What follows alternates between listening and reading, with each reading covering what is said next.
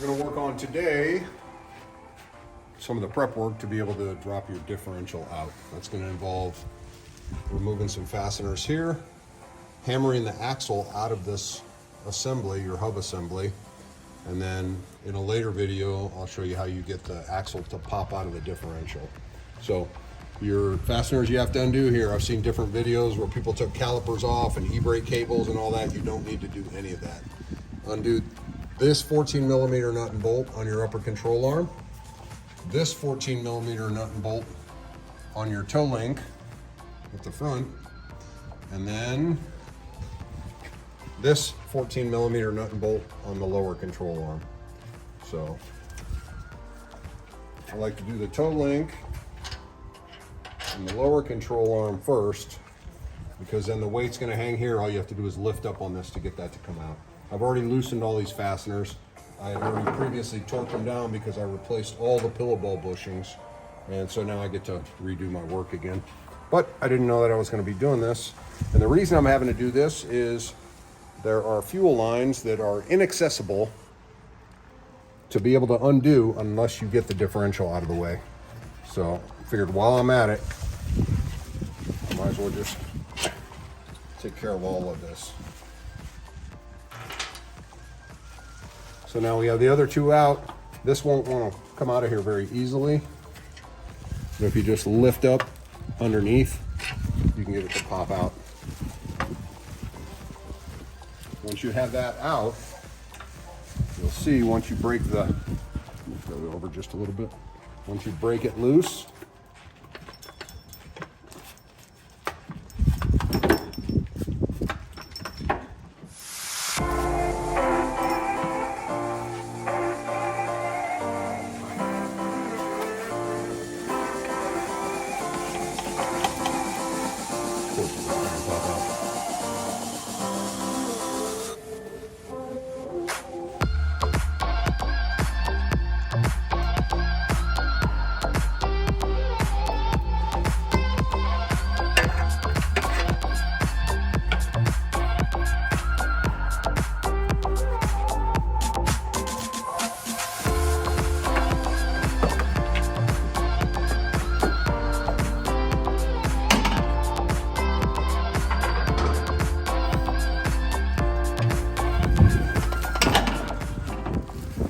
and you can see it's free. If you look in here, as long as the axle's still in the hub, it rests on this little rubber cushion that's in your rear frame.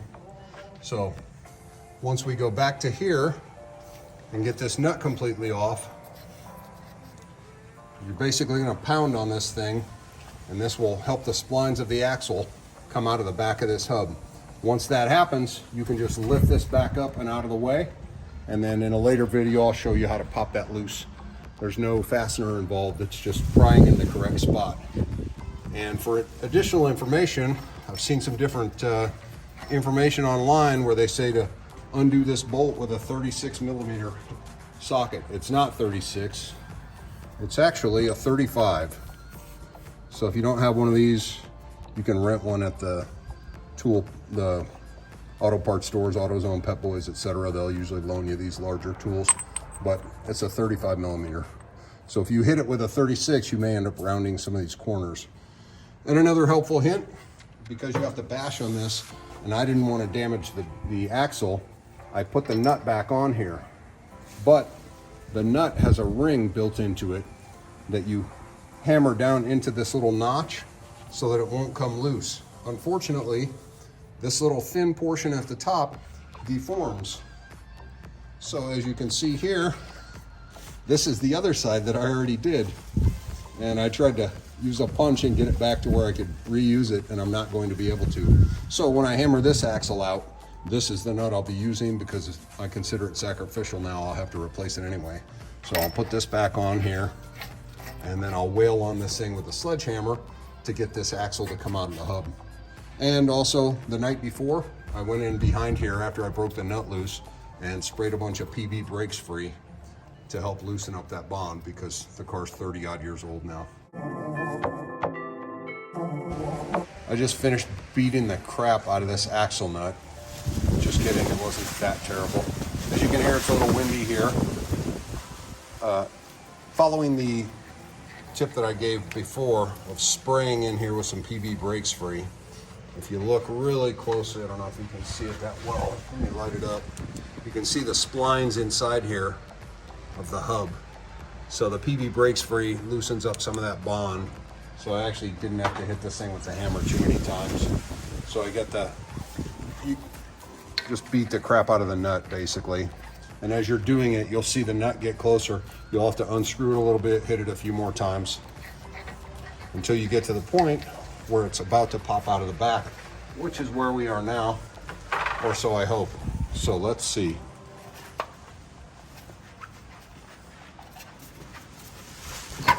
Hey, look at that, success. So I put a high quality blank freight screwdriver through here to give myself a hinge. So I can just lift this up, slide the axle out the back, and now it's free. So then the next step is to go under the car and get the axle to pop out of the differential. So under here, you can see the end of the axle, the green portion here, where it goes into the differential. Just a little bit, there you go.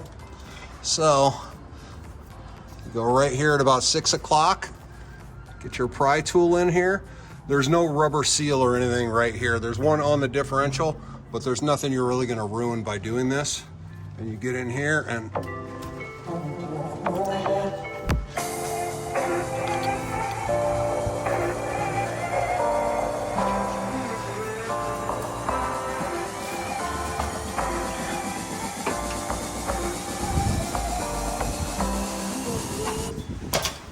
there it is. Wow. So that just pops loose. You can see we've got some space here. So if we go back up top side,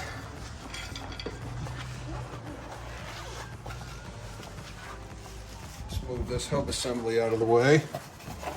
Lift that up a little bit. And out comes your axle.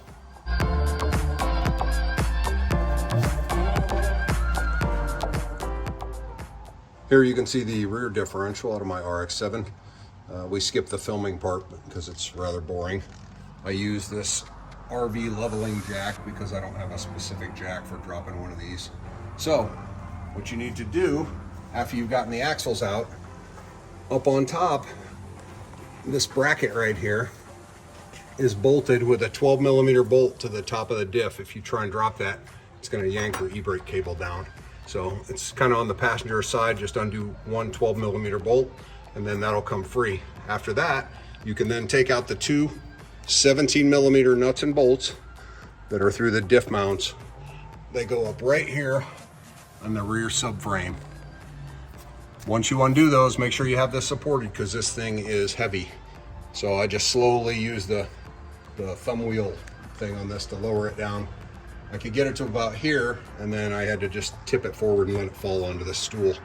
But now the diff's out, and I can finally reach these fuel lines that are up underneath here that are almost impossible to get to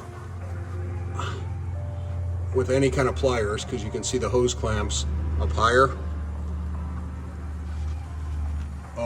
underneath are almost impossible to reach with the differential in the way. So now I can replace all those so I don't end up having a fuel leak because the car's now 30+ years old. And that's job done for today.